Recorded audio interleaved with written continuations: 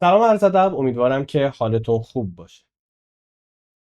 من توی این ویدیو میخوام در مورد یک اتفاق جدید صحبت بکنم که این اتفاق چند ماهیه که توی یوتیوب به شدت سر و صدا کرده، به زبانهای دیگه هست ویدیوش، ولی من احساس کردم که خوبه که من این ویدیو رو برای شما هم در واقع درست بکنم. این ویدیو در مورد چیه؟ این ویدیو در مورد یک پکیج منیجری هست که برای برنامه نویس های پایتون از نون شب هم واجب تره. برنامه نویس های پایتون قطعاً قدیم ها میرفتن دنبال virtual environment و یک فایل رو درست میکردن به نام requirements.txt که این در واقع دپندنسی های اونها رو منیج میکرد. اما خب این روش دیگه آروم آروم داره منسوخ میشه. دلیلش چی؟ دلیلش اینه که دردسرهای زیادی داره. اون ریکوایرمنتسی که درست میکنید، دیولپمنت با خود دپندنسی ها رو جدا کردن واقعا کار مشکلیه و از این قبیل اتفاقات. یک نرم افزاری، یک پکیج بود، در واقع پکیج منیجری بود قبلا به اسم پویتری که من اون رو در دوره آموزشیم که لینکش رو این زیر میذارم که توی مکتب خونه در واقع منتشر شده، تو اونجا به بچه‌ها یاد دادم. کانسپت این پکیج منیجر هم دقیقاً عین اونه و این رو هم به نوعی میشه گفت که خلاصه‌ای کردم و این رو هم اونجا توضیح دادم. یووی در واقع پکیج منیجری هست که شبیه پویتریه و با زبان برنامه‌نویسی راست که من دارم یادش میگیرم نوشته شده. زبان برنامه‌نویسی راست حالا چیه بماند برای یه ویدیو دیگه. یه زبانی شبیه سی که در واقع سرعت بالایی داره. یووی کانسپتش عین پویتریه ولی شبیه با زبان راست نوشته شده و این باعث میشه که سرعت نصب پکیجاش به شدت بالاتر بده. از طرف دیگه ای به شما این امکان رو میده که شما هر پروژه پایتون رو که شروع می‌کنید راحت بتونید منیجش بکنید و همه این داستان‌های درست کردن ویرچوال انوایرمنت اینجور چیزا رو دیگه میریزید. بنابراین من ترجیح دادم که یک ویدیویی براش درست بکنم و این ویدیو رو میخوام درستش بکنم. سخن رو اینجا کوتاه میکنم، میرم روی صفحه مانیتور و روی صفحه مانیتور همین داستان رو بهتون کامل و با جزئیات توضیح با من هم.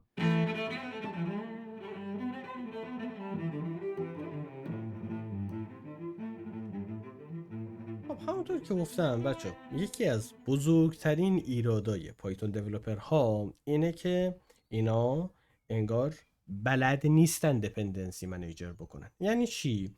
یعنی اینکه اینا برای اینکه مثلا اون دپندنسی هایی که هست برای اینکه بتونن از اینا استفاده بکنن انگار راه حل جالبی ندارن.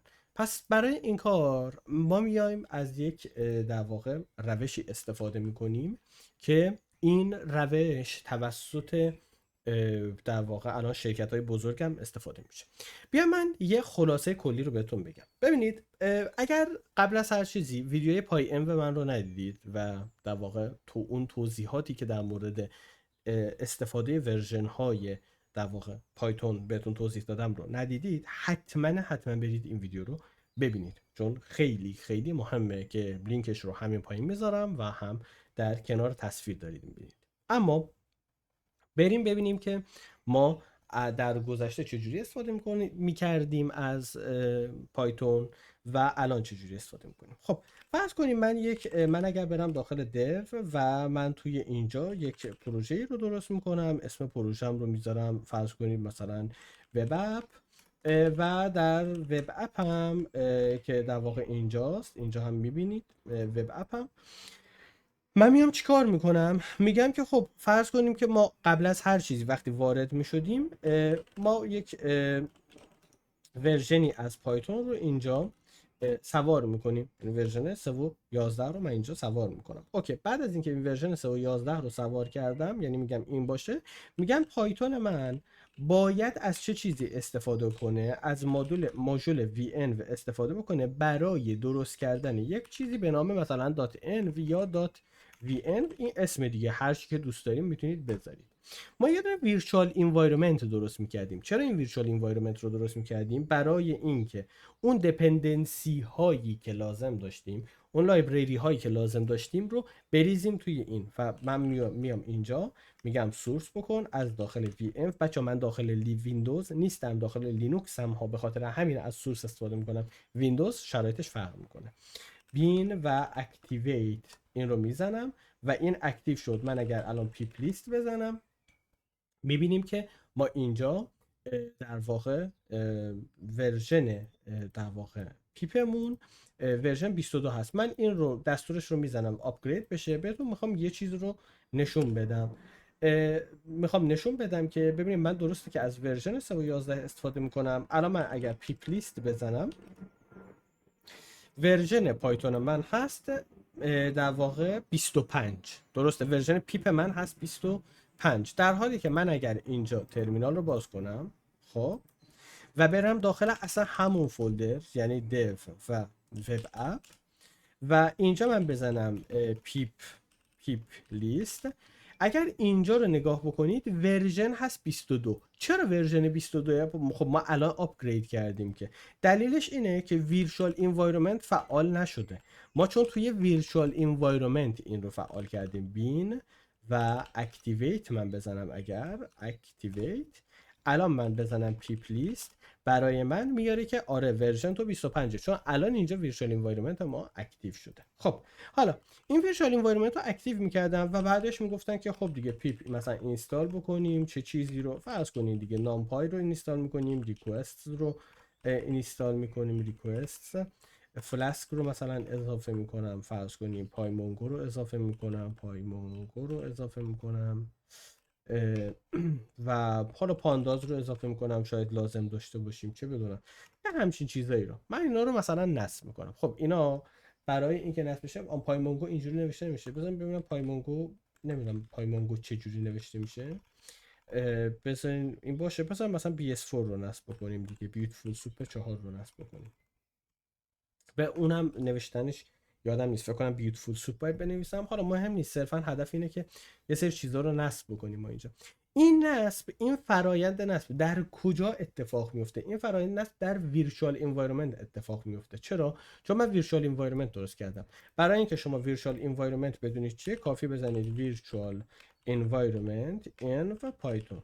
این رو بزنید براتون میاره creation of virtual environment و اینجا بهتون توضیح میده که چه جوری کرییشن بکنید، کرییت بکنید ویرچوال انوایرمنت رو. و توی پایین هم بهتون توضیح داده که برای زیشل، برای اینا توی لینوکس چجوری استفاده کنید، توی پاورشل برای اونایی که در واقع یونیکس یا لینوکس لایکن چجوری استفاده کنید، برای ویندوز چجوری باید این رو اکتیو بکنید. به خاطر همین گفتم که تفاوت دارن اینا. خب اینا نصب شد. من اگر بزنم پیپ لیست اینجا الان میبینید که نرم افزارهای من در لایبرری های من نصب شدن. دوباره برای اینکه من بهتون ثابت بکنم که اینا کجا نصب شدن، پایتونمون ورژن 11 دیگه، اصلا اینجا نوشته دیگه پایتون ورژن 11. پس من میزنم cd dev و دوباره میام اینجا وب اپ رو میرم. ببینید داخل وب اپ هستم. اگر بزنم پیپ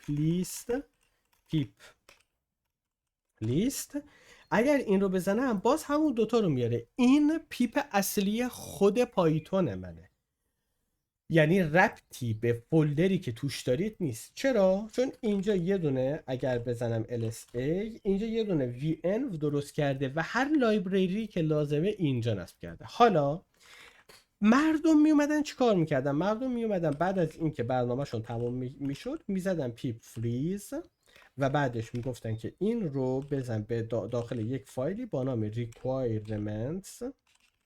requirements.txt. خب این رو میزدن و الان اگر شما نگاه بکنید اینجا توی dev vm نه توی dev web app من یه فایل دارم به نام requirements.txt. فرمت requirements.txt این بود.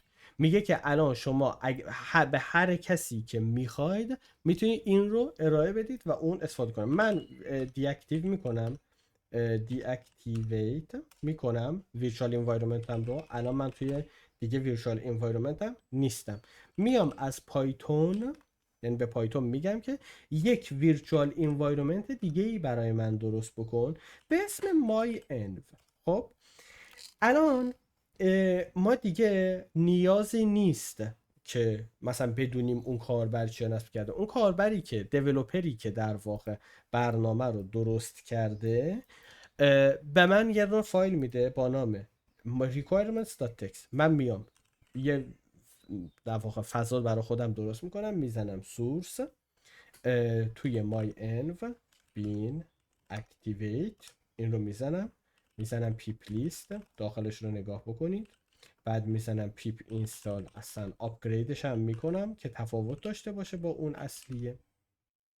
آپگرید خب آپگرید پیپ ببخشید. خب خود پیپ رو آپگرید بکنه.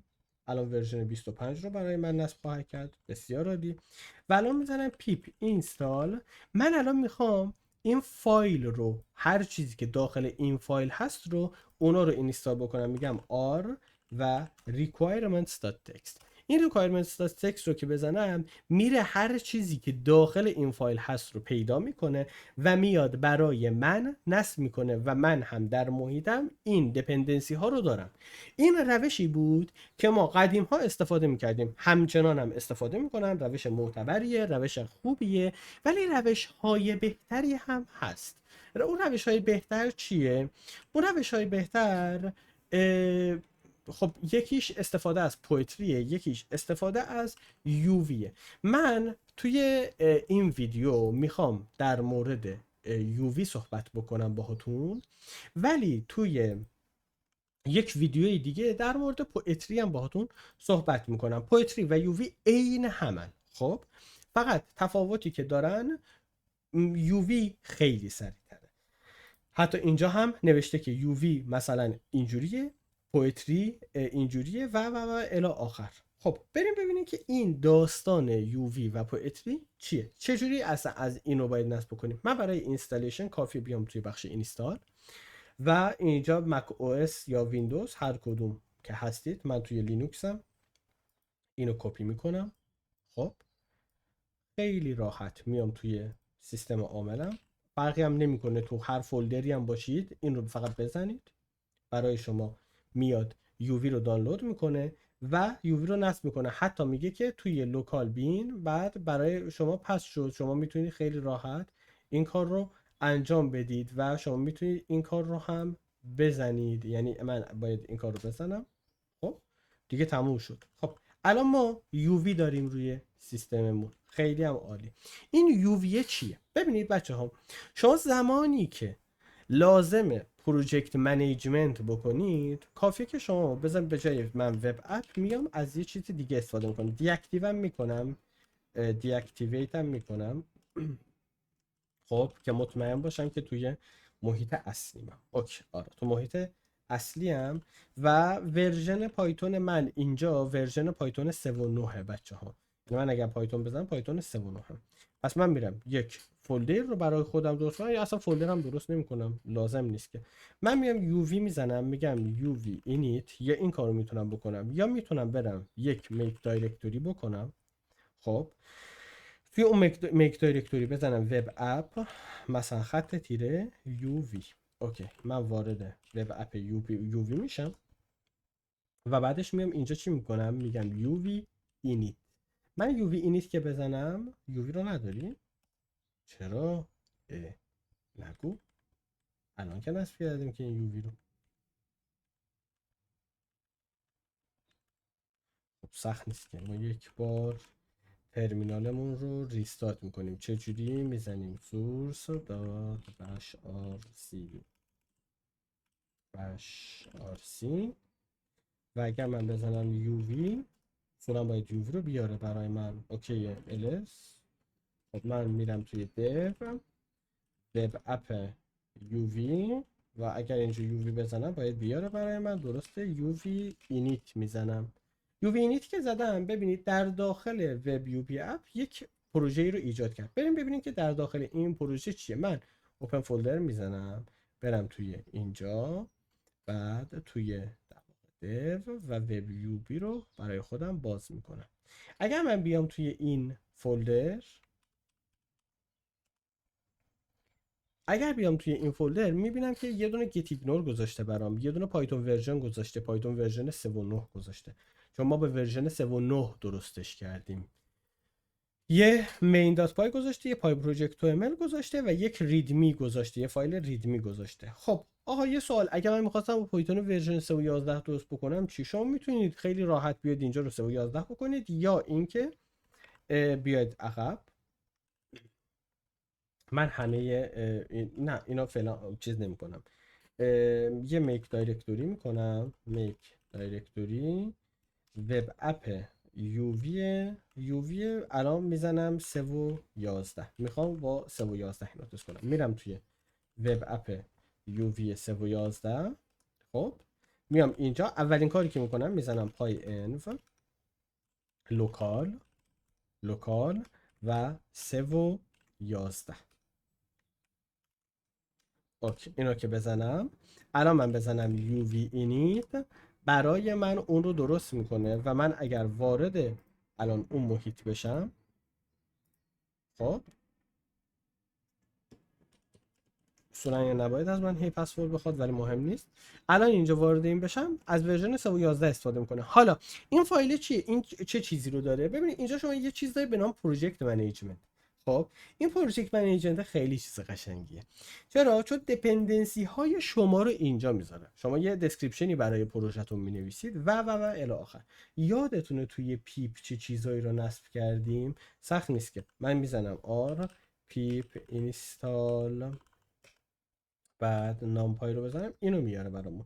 ببینید نامپای، ریکوست، فلاسک و پانداس. من میخوام اینا رو اد بکنم با یووی. یادتونه دیگه چقدر زمان کشید که درسته. من فقط میزنم یووی اد و اینا رو پیست میکنم اینجا. خب با همین سرعتی که شما دارید میبینید، با همون سرعت نصبش کرد. من نیازی نبود ویرچوال انوایرمنت باز بکنم و دپندنسی های من اومد اینجا. اوکی شد. حتی یکی از چیزهای جالبی که داره اینه، ببینید مثلا من برای اینکه بتونم نرم افزارم رو در واقع یه سری کارها بکنم روش، مثلا تست کردن، مثلا کارهایی که توی چیز میکنیم، کارهایی که چی میگن توی مثلا برای ریفکتور کردن کد، استایل کد و اینا، من برای اونها باید یه سری چیزایی رو اد کنم، مثلا پای تست. اما این پای تست جزو دپندنسی پروژه من نیست. چرا؟ پروژه من برای اجرا نیاز به پای تست نداره. من فقط صرفاً به عنوان دیولپر قبل از اینکه کدم رو بفرستم میخوام تست بکنم. پس من این رو نباید به عنوان دپندنسی پروژه ارائه بدم. پس من میام چی کار میکنم؟ میگم که UV add، اگر اشتباه نکنم باید خط تیر دیو بذارم، اگر اشتباه نکنم یا 2 تا خط تیر دیو، احتمالا 2 تا خط تیر دیو و میزنم پای تست. ببینیم ایراد اگر بده. آره نه ایراد نداد. ببینید پای تست رو اد کردم و اومد اینجا یه دونه یک جایی رو باز کرد، گفت دپندنسی گروه و دپندنسی گروپش چی بود؟ پای تست بود. یعنی این به عنوان گروپ دیو، یعنی برای دیولپر هاست.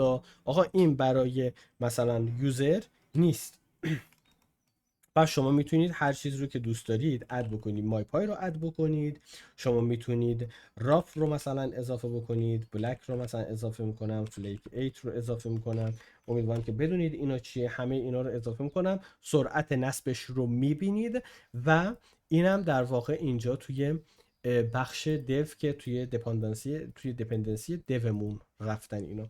و دیگه لازم نیست که کار دیگه ای بکنم. هر کسی این پای پروژکت ام ال رو داشته باشه کافیه که بیاد و بعدش بزنه UV اینستال، خیلی راحت که UV اینستال بکنه که در واقع اون کارها رو در واقع اضافه بکنه براش. میگه که UV اینستال نداریم، باید یه ساب کامندی بزنید. چرا UV اینستال داشتیم دیگه، یه چیزی داشتیم اینجا. دستورشو بچه برید از اینجا ببینید. من لزوما همه دستور حفظ نیستم ولی شما میتونید ورژن های پایتون رو هم اینجا چیز بکنید، اینستال بکنید. اد و ریموف هست. آره بذاریم ببین، این اینیت رو گفتم، اد رو گفتم، ریموف هم برای ریموف کردن پروژه است دیگه، طبیعیه. مثلا شما میتونید بگید روی مثلا ریموف بکن برای من، ریموف بکن چه چیزی رو، مثلا فلاسک رو من نمیخوام، آقا من فلاسک رو اضافه اد کردم، یا مثلا پانداز رو اضافه اد کردم. خب تو وب اپ اینو حذف کرد ازتون. حالا در مورد یووی لاک هم صحبت میکنم براتون. یه دونه یووی سینک دارید که در واقع اگر بزنید یووی سینک این چیز میکنه دیگه، در واقع میاد دپندنسی های پروژه رو با انوایرمنتتون ست میکنه و این کار رو انجام میده. یووی رام برای چیه؟ یووی رام برای اینه که مثلا شما میگی که ببین من دیگه میخوام واقعا با استفاده از یووی مثلا من بلک رو رام بکنم، مثلا میگم بلک، خب و توی کل پروژه من بلک رو رام میکنم، میگه که یک فایل هست اونم left unchanged مود. فرض کنید مثلا من این بلک برای اینه که یهو مثلا شما این کارا رو میکنید، بعضی وقتا مثلا کد رو تمیز نمی نویسید احتمالاً، میاد مثلا اینا رو درست میکنه. من اگر رو یووی رام بلک بکنم، ببینید اون فایل ها رو درست کرد، بعد میگه که این فایل ریفرمت شد، اونا رو درست کرد و بعدش یک فایل ریفرمتد شد. پس این یووی رام برای اونه. یووی لاک چیه؟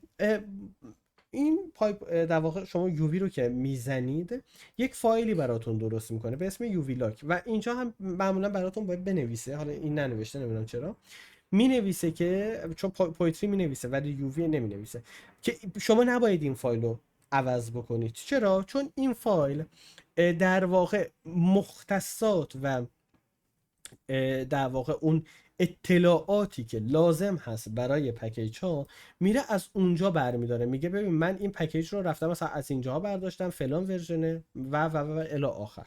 پس این فایل رو شما بر نمیدارید و این فایل اگر نباشد انگار عملا پروژه شما هیچ دپندنسی نداره و شما باید یا بزنید یووی لاک، این کار رو بزنید، این شروع بکنه دپندنسی ها رو برای نصب کردن و شما برای شما یه دونه فایل لاک بذاری اینجا. شما یه دونه دستور داری با نام UV3 که نشون میده دپندنسی های پروژه شما چه چیزهایی هستن، فلاسک هست، نامپای هست، ریکوست و الی آخر. و شما یه دونه یووی بیل دارید برای اینکه بعد از اینکه پروژهتون تموم شد بیل بکنه و یه دونه یووی پابلیش دارید برای اینکه پروژهتون رو پابلیش بکنه. همه دستورالعمل اینجا هست، میتونید برید ببینید. به نظرم ارزش داره داکیومنتیشنش رو بخونید. یه نکته ای رو هم بهتون بگم، شما به عنوان دیولپر باید توی اینجوری کار بکنید، یعنی این باید بره تو فولدر سورستون و یه دونه فولدر تست هم داشته باشید که در داخل پروژه هاتون این پروژه ها حتما باید دوتا فایلی داشته باشید با نام init.py که این پروژه ها رو در آینده به عنوان ماژول شناسایی بکنه. قطعا مطمئنم که میدونید این init.py و اینا چیه، ولی اگر نمیدونید حتما برید در موردش توی اینترنت و اینجور جاها سرچ بکنید. پس test.py این رو میذارم و این در واقع میشه یک شمایل پروژه شما، میتونید برید این رو درست بکنید. و جالبی داستان اینه زمانی که شما این پای پروژکت تومل رو به یک فردی بدید، خب اون فرد میتونه حتی این رو توی پوئتری هم ران بکنه، یعنی تفاوتی نداره. و اگر نگاه بکنیم ما دیگه چیزی به نام ویرچوال انوایرمنت درست نکردیم. چرا؟ چون خودشون داره کارهای خودشون رو میکنه، برای من دیگه هیچ اذیتی نداره. امیدوارم که این ویدیو هم به درد شما خورده باشه. مخلص شما و ارادتمند.